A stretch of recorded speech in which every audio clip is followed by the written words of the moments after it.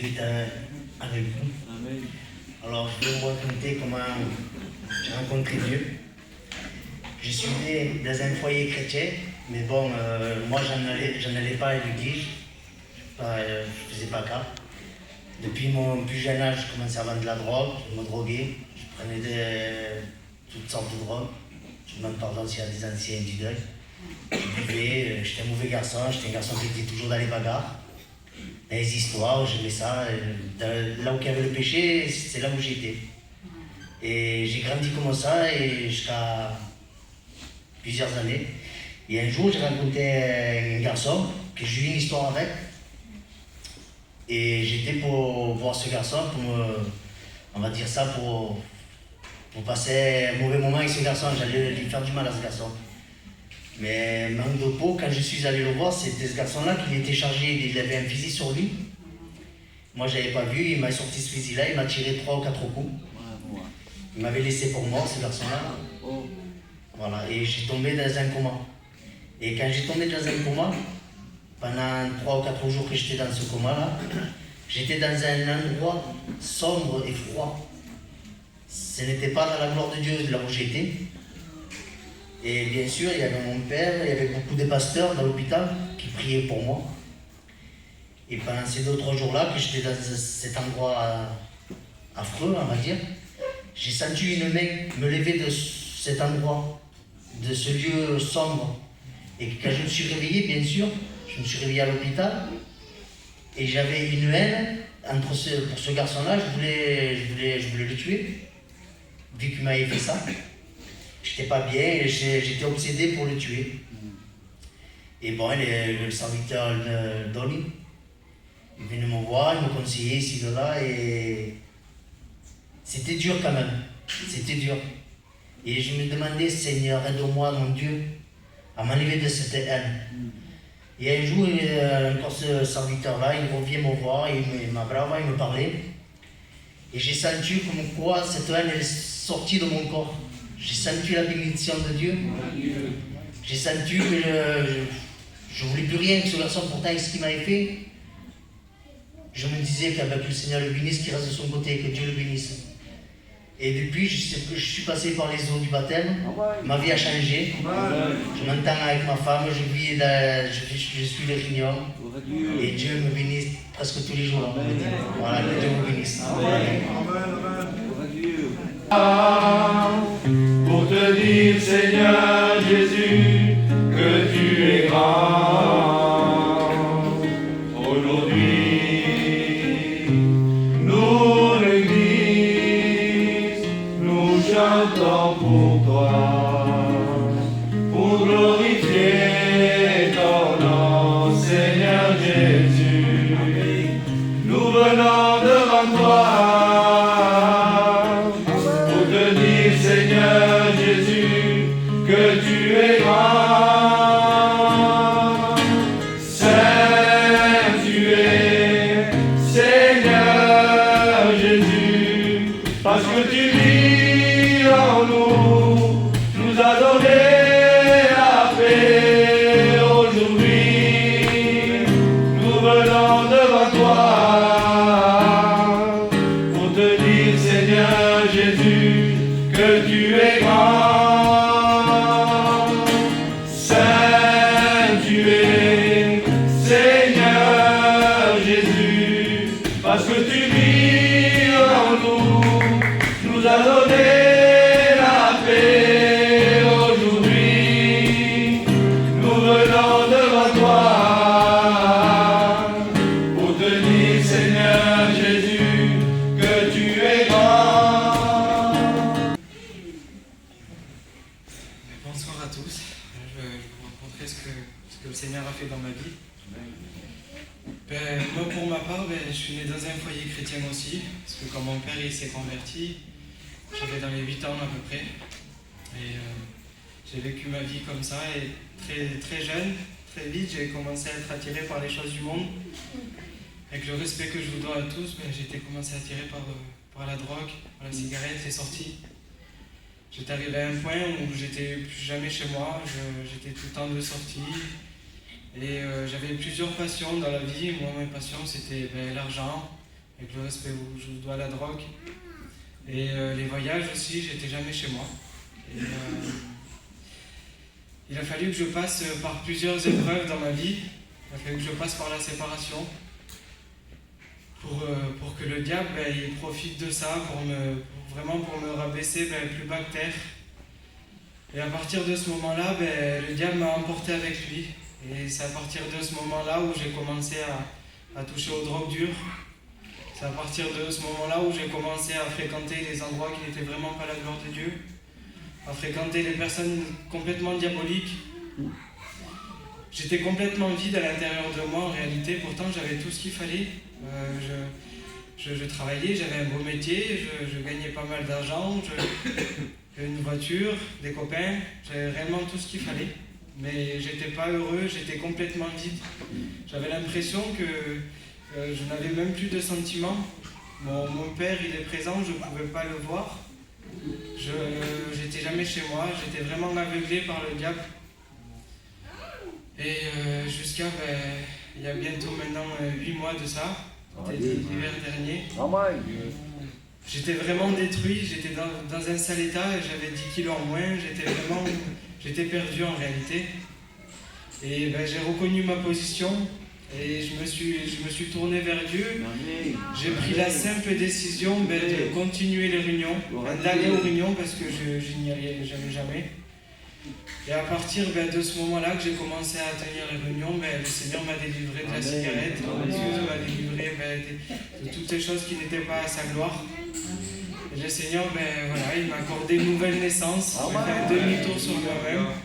Et voilà, cet été, j'ai passé par les eaux du baptême. C'est la plus belle des choses que j'ai jamais faites. Malgré tout ce que j'ai pu avoir sur ce monde, j'étais pas heureux, j'avais pas la paix. Malgré toutes les choses que j'ai pu faire, parce que j'étais quand même un jeune privilégié, parce que j'étais de partout, j'ai fait tout ce qu'il y avait à faire dans ce monde. Mais malgré ça, j'étais pas heureux, j'avais pas la paix. Aujourd'hui, je connais le Seigneur, donc j'ai tout gagné. Alléluia. Que Dieu vous bénisse. Amen.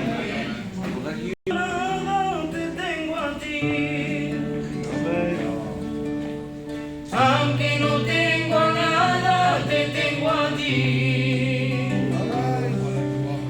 Aunque no tengo a nada, te tengo a ti. Amen. Te tengo a ti.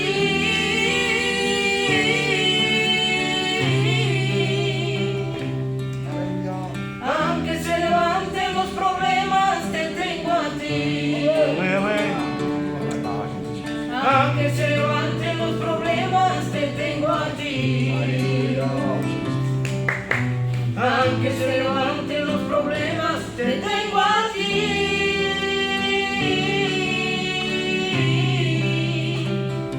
Te tengo a ti.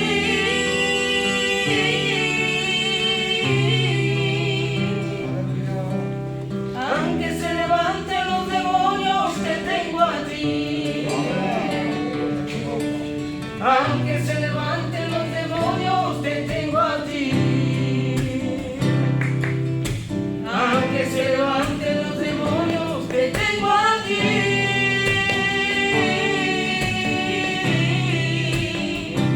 Te tengo a ti.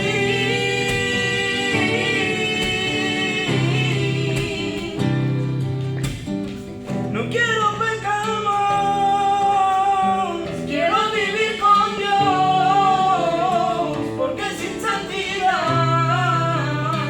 nadie verá al Señor. No quiero pecar más, quiero vivir con Dios, porque sin santidad nadie verá al Señor. Amen. Gloire à Dieu. Content d'être parmi vous. Remercier le frère Michel et le frère pour l'invitation. Vous savez, je vais demander qu'on puisse me présenter devant Dieu, parce que nous savons que sans Dieu, je ne peux rien faire. L'auteur de la bénédiction, ce n'est pas un homme, mais c'est Dieu. Alors nous avons besoin de son intervention.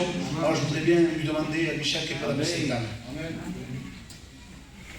Seigneur, avec ton Église, Nous te prions pour ton serviteur. Et ce soir, nous confessons, Seigneur, que tu lui as donné le message à propos.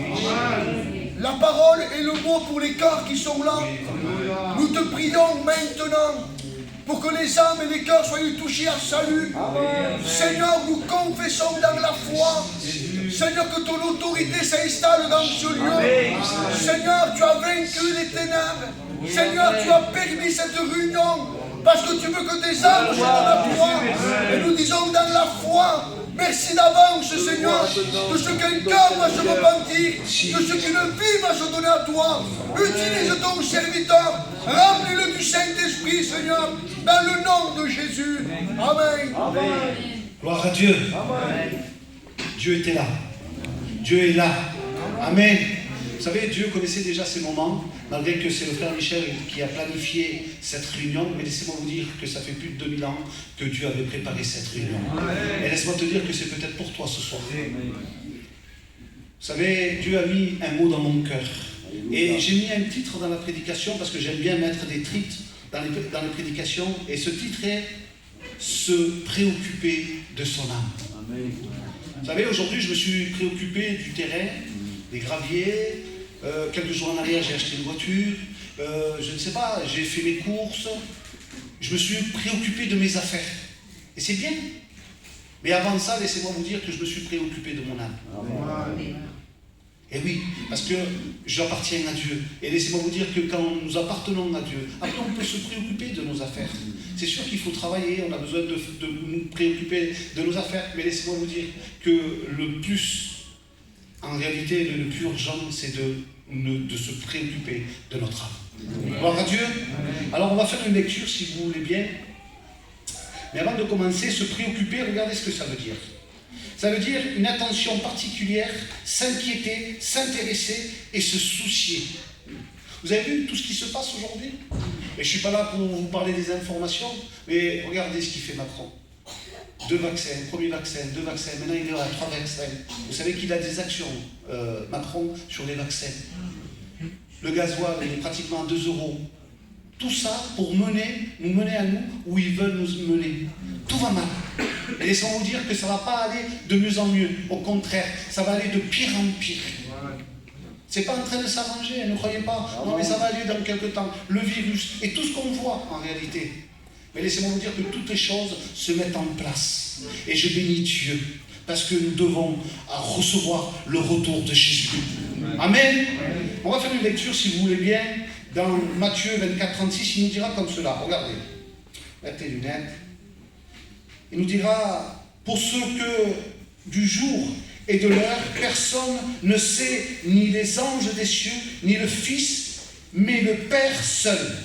Ce qui arriva dans le temps de Noé arrivera même dans l'avènement du Fils de l'homme. Car dans les jours qui précèdent le déluge, les hommes mangeaient, buvaient, mariaient et mariaient leurs enfants. Jusqu'au jour de Noé, il entra dans l'arche et ils ne se doutèrent de rien jusqu'à le déluge vint et les emportèrent tous. Il en sera de même à l'avènement du Fils de l'homme. Gloire à Dieu. Laissez-moi vous dire que Noé, vous connaissez l'histoire, vous l'avez déjà entendu, mais Dieu parle tantôt d'une manière et tantôt d'une autre. Laissez-moi vous dire quelque chose que Noé, on l'appelait le prédicateur de la justice. Et moi, c'est moi qui l'imagine cela. Et moi, je vois cette image comme ça. Repentez-vous. Jésus va revenir, repentez-vous. Mais laissez-moi vous dire que les gens n'écoutaient pas. Laissez-moi vous dire que les gens, comme la Bible dit, ils se mariaient eux-mêmes et ils mariaient leurs enfants. Ça veut dire qu'une génération était passée. Laissez-moi vous dire qu'en réalité, ils ne se doutèrent de rien. Et laissez-moi vous dire qu'aujourd'hui, nous vivons les derniers temps. Je ne sais pas pour celui qui ne connaît pas encore Dieu, celui-là qui n'a pas fait encore cette rencontre avec Dieu. Laisse-moi te dire que c'est le moment ce soir que tu puisses faire cette rencontre avec Dieu. Pourquoi ce moment? Parce que laisse-moi te dire que le jour de demain, en réalité, on ne sait pas ce qui va être enfanté. Qui c'est qui n'a pas fait de projet pour demain? Levez le doigt. Tout le monde a fait des projets, oui ou non? C'est vrai? Ben laissez-moi vous dire que demain, il n'existe pas. Laissez-moi vous dire que l'aurore de Jésus, la venue de Jésus est plus sûre que l'aurore de demain. Ça veut dire qu'en réalité, nous avons fait nos projets, nous allons faire quelque chose demain, et en réalité, il n'existe pas ce jour. l'ennemi, laissez-moi vous dire, qui nous aveugle. Alors, je ne sais pas moi de la manière que tu es venu, mais laisse-moi te dire quelque chose. Si tu ne connais pas Jésus, si tu n'as pas fait cette rencontre avec Jésus, alors ce soir, tout est possible à celui qui croit. Vous savez, une vie sans Dieu, je vous le dis de la part de Dieu. Vous avez entendu les frères qui ont témoigné, des toxicomanes, des drogués. Le dernier, c'est mon fils. 5 ans sans manger à table avec moi. 5 ans.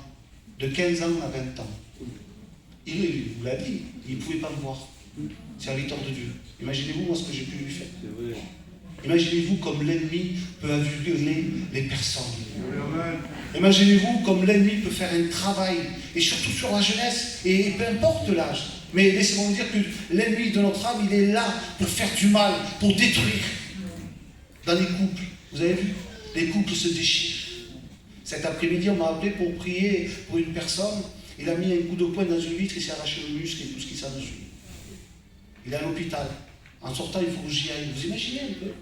Et il a quel âge? Peut-être 25, 26 ans. Un jeune marié avec un bébé. L'ennemi est là pour détruire, pour faire du mal. Et laisse-moi te dire que si tu as des problèmes dans ton foyer, tourne-toi vers Jésus. Que ce soit toi ou elle, peu importe, tourne-toi à Jésus. Jésus va réparer. Lui, il est le réparateur des brèches. Gloria a Dieu. Amen. Alors, ils ne se doutèrent de rien. Et le moment du déluge est venu. Et laissez-moi vous dire que le moment de Jésus va venir. Et croyez-le qu'il est près de la porte. Gloire à Dieu. Regardez ce qu'il nous dit dans Matthieu 16, 26. Il nous dira: que sert à l'homme de gagner l'univers, ou le monde comme vous voulez, s'il vient à perdre son âme? Et là, il y a un point d'interrogation. Et ça, c'est Jésus qui nous pose la question. À quoi servirait de gagner des biens ici-bas si en réalité notre âme, elle serait perdue? 70, 80 ans pour les plus robustes, et après on va aller où? Laissez-moi vous dire qu'il y a 2 endroits où passer l'éternité. Il ne faut pas avoir peur. Il y a l'enfer et il y a le paradis. Mais laissez-moi vous dire que Dieu nous appelle à aller au paradis. Laissez-moi vous dire que le paradis, c'est pour une éternité. Ici, 70, 80 ans, et après, qu'est-ce qu'on fait? Mais laissez-moi vous dire que pour être bien, quel moment on passe de pleurs, de deuil, de mal-être. C'est vrai ou pas? On le vit ça, on l'a vécu ça. Mais laissez-moi vous dire que quand on connaît Dieu, on a cette paix, on a cette tranquillité. Pas une paix comme le monde peut donner, non, une paix éternelle. On rentre dans notre foyer, on mange la patate à concilier, une petite patate bouillie, et notre cœur est plein. C'est une grâce de Dieu. Et ça, c'est Dieu qui le donne. Mais ici, pourquoi faire? Vous savez, parfois, et surtout la jeunesse, parce que j'ai été jeune aussi, je n'ai pas été toute ma vie converti, on veut arriver. Je me suis converti à l'âge de 36 ans. J'étais un escroc, un voleur, un tricheur et un toxicomane. Laissez-moi vous dire que je n'étais jamais à la maison. Ma compagne, elle recevait que des coups. J'étais jamais à la maison. Les enfants, moi, je ne les ai pas vus grandir. Laissez-moi vous dire que c'était une vie détruite. Une vie, c'était un chaos, ma vie. Mais je bénis Dieu. Je glorifie le nom de l'Éternel. Parce qu'un jour, Dieu s'est fait connaître dans mon cœur. Un changement, une transformation, un bouleversement. Tout. Plus de drogue, plus de sortie, plus d'escroquerie, plus rien. Tout a été fini. C'est ce Dieu que je veux vous présenter dans cette soirée. Quel dommage de partir de ce lieu et de ne pas avoir fait cette rencontre encore. Ça fait combien de temps que tu viens en réunion et tu ne connais pas Dieu? Ça fait combien de temps que tu viens et tu ne connais pas encore Dieu? Pourquoi? Pourquoi tu as peur de t'engager? Vous avez entendu ce qu'il a dit, le frère? J'ai décidé. Et tout est là en réalité. Si on décide de réellement rechercher Dieu, rechercher les réunions, mais Dieu va se faire un plaisir de rentrer dans ton cœur. Et laisse-moi te dire, quand lui il rentre, il y a la paix, il y a la joie, il y a la tranquillité. Il t'enlève tout ce que tu pourrais posséder de mal, lui il te l'enlève. Gloire à Dieu. Regardez ce qu'il nous dit. Et je répète dans Matthieu, que sert de l'homme et de gagner l'univers si il devrait perdre son âme? Et il y a un point d'interrogation. Il nous pose cette question. Il vous pose cette question, Jésus. À quoi sert? Tout passera. frères et sœurs, mais sa parole ne passera pas. Oui. Amen. Vous savez, le trésor, c'est pas ici-bas qu'on doit le préparer, c'est dans le ciel. En vérité, ici, on peut construire une maison, on peut avoir une belle voiture. Et en réalité, quand tu rentres chez toi, tu pleures. Tu ne sais même pas pourquoi. Quand tu rentres chez toi, tu es angoissé. Quand tu rentres chez toi, tu as un mal-être. Tu sais pourquoi? Moi, je vais te le dire. C'est simplement parce qu'il te manque Dieu. Mais quand nous avons Dieu, nous avons tout, frères et sœurs. Même peur, nous n'avons même pas peur. De la peur, on n'a pas peur.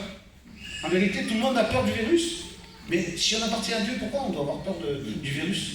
En vérité. La Bible dit, n'ayez pas peur ceux qui tuent le corps, mais ayez peur ceux qui tuent l'âme. C'est ça qu'on doit avoir peur. Mais du virus, en réalité, on doit faire attention, bien sûr. Alors, il ne faut pas être déséquilibré, mais il ne faut pas avoir peur. Le chrétien, la chrétienne, c'est où il part. Dieu nous a préparé une place. Laisse-moi te dire que Dieu peut préparer cette place aussi pour toi. Mais qu'est-ce que tu vas faire encore ce soir? Tu vas repartir comme tu es rentré? Tu vas dire oui, c'était bien ou c'était pas terrible? Peu importe, mais tu vas repartir comme tu es. Tu dépends de quoi en réalité? D'une cigarette? D'un peu de drogue? Un peu d'alcool? Je ne sais pas de quoi tu dépends. Un peu de cachet pour dormir, tu n'arrives pas le soir. Adieu. Mais laisse-moi te dire que Dieu est là, il te délivre de tout ça, sans aucun problème. Il l'a fait pour moi, il l'a fait pour les frères. Lui, il est le Tout-Puissant. Lui, il n'a aucune limite. Vous savez, on peut aller au docteur, se contenter de quelques cachets, dire oui, docteur, je n'arrive pas à dormir. Docteur, je ne suis pas bien. Je suis même angoissé. Mais laisse-moi te dire quelque chose. Que ça, c'est encore à recommencer. Toujours à recommencer. Mais quand Dieu délivre, ce n'est pas un homme, c'est Dieu. Tout disparaît. Tout. C'est fini. Un être nouveau. Une nouvelle naissance. Un changement de vie. Une régénération de l'esprit. Il n'y a que Dieu qui peut faire cela, frères et sœurs. Gloire à Dieu. On va un peu plus loin? Allez. Regardez ce qu'il nous dit dans Michée 7,19, il nous dira « Il aura encore compassion de nous. Il mettra sous ses pieds nos iniquités, qui veut dire péché. Tu jetteras au fond de la mer tous leurs péchés. » Il a encore compassion de toi. Toi qui n'as pas fait encore cette rencontre. Toi encore qui marches peut-être jusqu'à maintenant, un ennemi de la croix. Il a compassion de toi. Et en plus de ça, il dit que tes péchés, il les jette au fond de la mer. Et moi, je me suis posé la question, frères et sœurs, pourquoi au fond de la mer? Il y a des rivières aussi, Michel. On peut dire des rivières. Mais vous savez pourquoi en réalité? La mer, aucun homme a pu la sonder. Et laissez-moi vous dire que Dieu, avec un seul doigt, il sonde la mer. Il appelle les choses qui n'existent pas. Et parce que lui les a appelées, ils apparaissent devant nous. Lui, il est le Tout-Puissant. Lui, le dire et le vivre, c'est une chose, en vérité, frères et sœurs. Je pourrais vous parler pendant 1 heure, 2 heures, 3 heures, peu importe, toute la nuit. Mais laissez-moi vous dire que ça ne suffirait pas. Les mots seraient très faibles en rapport à sa fille. Mais quand on vit avec lui, on est tranquille, frères et sœurs. On ne se soucie de rien. On laisse toute la place. C'est lui qui dirige notre vie. Vous savez, dans le temps de Noé, Dieu ordonné qu'il puisse construire une arche, telle longueur, tel bois et tout ce qui s'ensuit. Mais j'ai remarqué quelque chose, frères et sœurs. Il ne lui avait pas dit de construire une gouvernail. Eh non. Vous savez pourquoi? Parce que la gouvernail, c'était lui. Laissez-moi vous dire que nous, par notre conduite, on fait toujours ce qui ne va pas. Même qu'on voudrait faire bien, on n'arrive pas à faire le bien. Mais laissez-moi vous dire que quand le gouvernail, c'est Dieu, alors lui, il fait les choses parfaitement. Il fait les choses à merveille. Lui, il est Dieu. Gloire à Dieu. On va aller un peu plus loin, mais je terminerai. Je ne vais pas être trop long. Vous savez, l'évangélisation, c'est bien, mais bon, voilà. Chacun a reçu ce qu'il a reçu. Dans Ésaïe 43, 25, il dira comme cela, regardez. c'est moi, et il répète encore une fois, moi qui efface tes transgressions pour l'amour de moi, et je ne me souviendrai plus de tes péchés. Vous imaginez le Père que nous avons? Nous avons un Dieu, mais nous avons un Père aussi. Et si l'ennemi de notre âme te pointerait du doigt et tu dirais, regarde ce que tu as fait, mais toi, en réalité, personne n'a misé quelque chose sur toi. Personne n'aurait misé quelque chose sur moi. Mais laissez-moi vous dire que Jésus, il l'a fait. D'un pécheur, d'un toxicomane, d'un voleur, d'un tricheur, d'un escroc, excusez-moi, d'un bon à rien comme je suis. Dieu a fait de moi un serviteur de Dieu. Si ce n'est pas Dieu, frères et sœurs, qui peut le faire ça? Dites-moi, qui peut le faire? Personne. Mais nous avons le roi des rois, le maître de l'univers, c'est notre Dieu.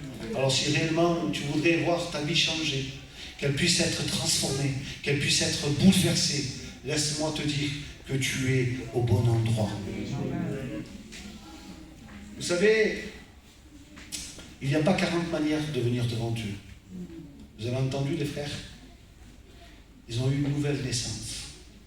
Je ne parle pas d'une émotion, d'un pleur ou quoi que ce soit, parce que ça ne veut pas dire grand-chose. Moi je parle d'un cœur qui est vrai, qui est sincère devant Dieu. Laissez-moi vous dire qu'un cœur vrai, sincère devant Dieu, va toucher le cœur de Dieu. Gloire à Dieu. Alors, laisse-moi te dire que la solution, elle est en Dieu. Peut-être jusqu'à maintenant, tu traverses un tunnel sans fin. Tu vois autour de toi que c'est ténébreux, tu vois que c'est obscur.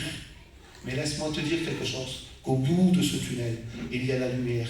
Et cette lumière, il s'appelle Jésus.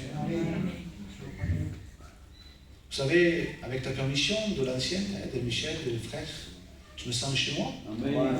C'est la maison de Dieu, c'est la maison. Gloire à Dieu. Je voudrais qu'avec ces quelques mots, je ne veux pas aller plus loin, mais je voudrais qu'on puisse réellement réaliser que Dieu est au milieu de nous. Et qu'on puisse réaliser aussi que Dieu peut changer, transformer, bouleverser ta vie en un clin d'œil. En quelques millièmes de secondes, ta vie, elle peut être autre que la vie que tu mènes aujourd'hui. Et si réellement, comme ma compagne, elle avait prié 2 mois et demi pour moi, sans cesse, elle s'enfermait avec ses 4 enfants, parce que ma belle-sœur était chrétienne et lui avait parlé de Dieu. Mais elle ne connaissait même pas les prières, elle ne connaissait pas Dieu. Mais elle s'est fait entendre. Toi aussi, tu peux te faire entendre. Tu peux demander à Dieu pour ton compagnon, pour ta compagne. Et laisse-moi te dire que Dieu, il est là. Il t'écoute. Gloire à Dieu. Alors avec ces quelques mots, je voudrais qu'on puisse courber nos fronts devant la présence de Dieu. Et avec la permission des frères. Vous savez, je ne suis pas habitué de faire une appel. Mais je sens qu'il y a Jésus au milieu de nous. Et je sens qu'il est là pour bénir, frères et sœurs. Alors, celui qui voudrait réellement faire une rencontre avec Dieu, celui que Dieu lui a parlé dans cette soirée, levez votre main.